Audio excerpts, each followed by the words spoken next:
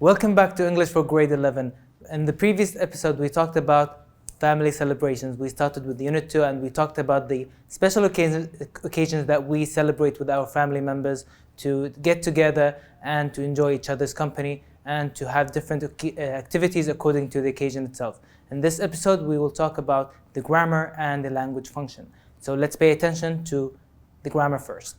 So in this episode, we will talk about the past simple and the past perfect. But let's start with the simpler form first. So the past simple. What do we mean by past simple? We're talking about actions that happened in the past. Actions that already happened and finished in the past. Not just finished, but also true or repeated past actions. So for example, we have I played volleyball with my friends last Thursday. So I played last Thursday. So we're talking about something that happened in the past. Okay, we have played, the verb, and we have the last Thursday to refer to which date. Okay, and we have he gave me a present for my birthday. I already have the present, so he gave it to me. So gave is the verb in the past form. So that's an action that happened already. Okay, so we have this arrow here, the timeline that shows us we have now and the past, and that happened in the past. Okay, so let's move along. We have different types of verbs, of course. We have regular and irregular verbs. So the irregular verbs changes in the form itself. The form of the verb changes and it looks different. For example, he gave me a present for my birthday. We see that gave is the past form of the word give, of the verb give. So give is the base form of the verb, and we have gave as a past simple, and we have the past participle as given. So we have different forms for the same verb depending on the tense itself. So base form, past tense, and past participle. And we have words like, or verbs like eat, and we have eat, ate, eaten. You can see the same example follows as give. So give and eat are also similar in the shapes of the verb, the irregular verb. Of course, when it comes to regular verbs, we have ed, and that's it. We just add the ed at the end of the verb. And of course, for more examples, you can go from your student book pages 147 to 148, and you have a list of different forms of irregular verbs. All right, so in this example here, we're going to do as shown. So we want to correct the verbs between brackets. So I travel to Europe last summer. So last summer, that's in the past. This is not a current action or event. So that's already happened. So we have to change the verb travel into the past form. Travel is a regular or irregular verb. It is a regular verb, so it's simple. We use I traveled to Europe last summer. Because it's a regular verb, we use the ed at the end. So I traveled to Europe last summer. Let's see the second question. I see, between brackets, a movie yesterday. So yesterday also that means in the past, and we have to change the word between brackets into the past form. So see is an irregular verb. So we have to change the form. It's not like give or eat. So we have the second form, the past simple form. That's the correct form of the verb see.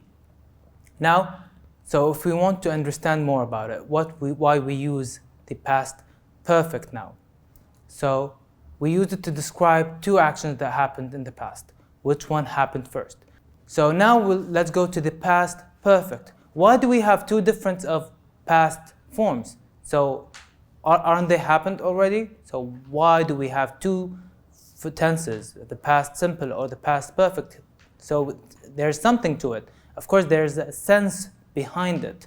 So we use it to describe two actions in the past perfect that happened in the past to show which one happened first. So we have two actions that happened in the past. Both of them happened in the past, but one of them happened before the other. So for example, they were hungry because they hadn't eaten for several hours. So in the past, they were hungry. So probably they ate by now. So they were hungry. Why is that? Because they hadn't eaten for several hours. If you pay attention to this structure, and we have were hungry as a verb, and hadn't eaten is another verb. And we have were hungry is in the past simple, whereas hadn't eaten in the past perfect. So we have this timeline here. It shows us we have two actions that happened in the past, and we have hadn't eaten happened first, and then were hungry happened later on. Okay, that's the result of not eating anything. Okay, so and by now they're probably eaten already, so don't worry about them. So we have another example here. So we use we had our dinner by the time they arrived. Is there something wrong with this sentence here? We have a repetitive word had in between we and our dinner. So we have two hads in the middle. Is something wrong? No, that is the correct form because we have the following. The grammar had, which we have for the verb have, is the actual past form of the verb have, and we have the auxiliary have. So we have two different had. We have an auxiliary and we have the past tense for have. So for present we use have, and for the past we use had. So here we used had because we're talking completely about the past, okay?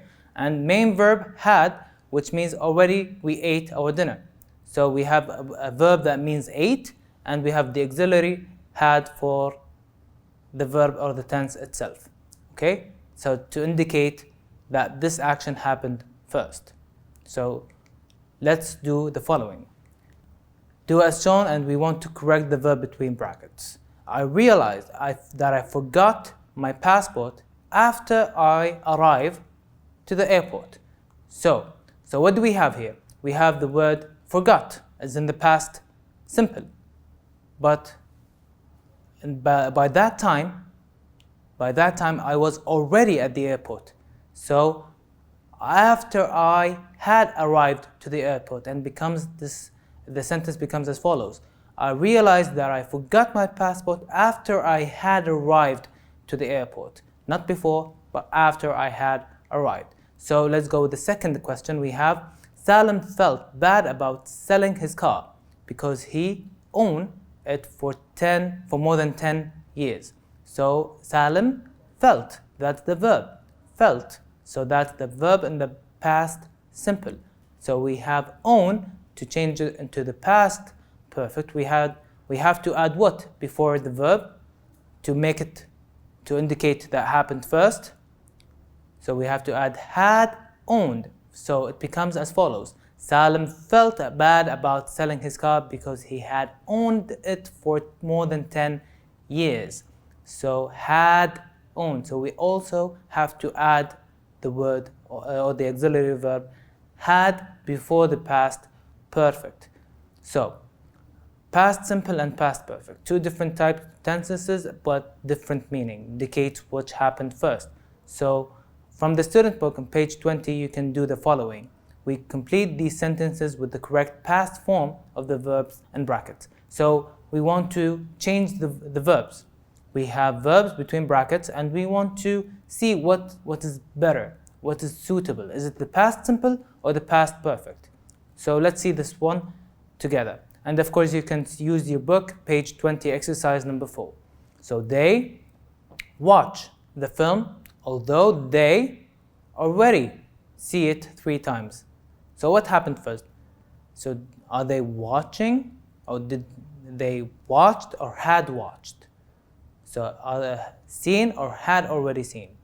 What do you think? So they had watched the film although they had already seen it 3 times already. So they've seen the movie 3 times and they are watching the movie again. So they watched the movie or the film although they had already seen it 3 times. Okay, we have the verb had before the actual verb in the third or the past participle. See is seen. Okay, let's go to the second one. The air conditioning blank, and we have break between brackets. So we all blank between brackets we have feel very uncomfortable. So what do you think happened first? Do we feel uncomfortable because the air conditioning is about to break, or did it broke and then we felt uncomfortable? So the air conditioning had broken, So we all felt very uncomfortable because our feeling is the result of the air conditioning breaking. Okay? After the air conditioning had broken, we felt very uncomfortable. Okay? So we have to know and understand the correct timeline so we can use the correct tense. So let's see this question. He never eat Kuwaiti food before, but he really enjoy it. So this is the first time that he is trying Kuwaiti food. So he had never eaten Kuwaiti food before, but he really enjoyed it. He tried it and enjoyed it. Okay? But before that, he had never eaten Kuwaiti food before. Simple and easy. Two different actions, two different verbs. One of them happened before the other one. Okay? The older verb, we use the past perfect, and the later one, we use the past simple. Next question, we have the next morning, the streets blank be dusty because there blank be a sandstorm. And we have the verb be, and this is a very tricky one. So what do you think? What happened first? So we need to know what happened first to add the past perfect first, right? So the next morning, the street dusty because there sandstorm. So because of the sandstorm, the streets were dusty, right? So there had been a sandstorm and the streets were dusty. So let's read the whole sentence. The next morning, the streets were dusty because there had been a sandstorm. And of course, remember the verb to be and its different shapes. Verb to be, remember that. Okay? Now we have more exercises about past simple and past perfect, but now we move from the student book to the second book, which is the workbook on page 13. And we have exercise number 5 on page 13, and we have the following. We want to rearrange the order of these pairs of actions to have a full grammatical sentence. So we have Walid's father lent Walid his car. Walid passed his driving test. So what do you think happened first? Do you think Walid's father would give or would lend his son the car before passing the driving test? No. So after Walid had passed his driving test, his father lent him his car. So that what happened first. Walid had passed the test and then his father lent him his car. Okay? Correct? Do you think? What do you think? Now I want you to do it your own. I'm going to give you a moment to think about this answer here. So the family finished preparing the food for the party. The guests started arriving. So before, what do you think? Do you finish or finish preparing the food after or before the guests started to arrive? So what happened first? Did the guests arrive before we finished or the other way around? So the family had finished preparing the food before the guests started arriving. So that what happened first. The family had finished preparing the food. Before, that's the word that we added here, the guests started arriving. So exercise number 3, we have the tourists went on a guided tour of the city. The tourists got off their coach in the city center. So as soon as. So they arrived first. So they arrived and then they left their coach to see the city. So as the tourists went on a guided tour of the city as soon as they had gotten off their coach in the city center. All right? So now exercise number 5, you can do it your own. Now we have the compound nouns. We have 2 nouns and we want to combine them into one, and we have a new idea to represent. For example, we have a basket and we have a ball, but together we have basketball. For example, my favorite hobby is basketball. And heart beat. We have a heart and we have a beat, but together we have a heartbeat. Okay? And we have a lot of more nouns. Bed and a room, and together it becomes a bedroom. Okay? Now let's move along with the language functions. When answering a language functions question, you must consider the following. First of all, what would you say in the following situation? I want your answer to what would you say in that situation. Imagine yourself in that exact situation and tell me what would you say. And please write a full grammatical sentence. So, Unit 2 talks about different functions here. We have describing customs, describing family celebrations, expressing opinions, giving reasons, describing past experiences, inviting, making polite requests, sequencing information, and giving or asking for information. So, let's take a quick look on the table from your book on page 23. So there are useful phrases that we can use to help us answer language functions questions. So we have inviting. So I'm writing to invite you to a celebration, for example, for a birthday party, for a graduation ceremony, and so on. Depending on your celebration, we can use this sentence. Or maybe we can use the following. We or I hope you can be there with us to enjoy or to celebrate my brother's graduation and so on. The celebration is at our house. You can invite him to tell him more information about the place of the ceremony. And we or I look forward to seeing you. So when you're trying these sentences for inviting people.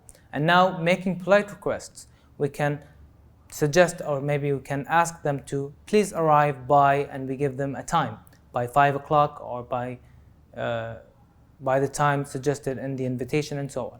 So, and we can say, please let me know if you can come. So I need your reply. So I want you to reply to me. And if we have sequencing information, we tell a story. For example, the story begins in the boy who went to school. Next, he went through that, and now let's take a look at his career or what his path was in school. And what about today? He graduated from high school and so on. So finally, I'd like to end up with, and that's the end of the story. First of all, how long and where do they come from? And these are the sequencing information that we can give and take to tell the story. Now finally, giving or asking for information, we say the following. I'd like to tell you something about 1, 2, 3. It's depending on the topic. What do we know about family celebrations or graduation parties and so on? Now we have a question here. What is your favorite family celebration and why? And of course, each one of you can have his own answer. And we have this example here for you. So my favorite family celebration is baby shower, because in this celebration we help the new parents by giving them presents and advise them about parenthood. Now let's see this question here. So which answer is best suitable for the following situation? Your friend passed the 11th grade. So that's terrible. I hope you feel better soon. Congratulations, 1 more year left. You should go to Dubai. Its weather is amazing. Or try harder next year. So what do you think? It's of course, congratulations, 1 more year left. So in this episode, we looked at the grammar and then we looked at the language functions. Thank you for watching. Until next time.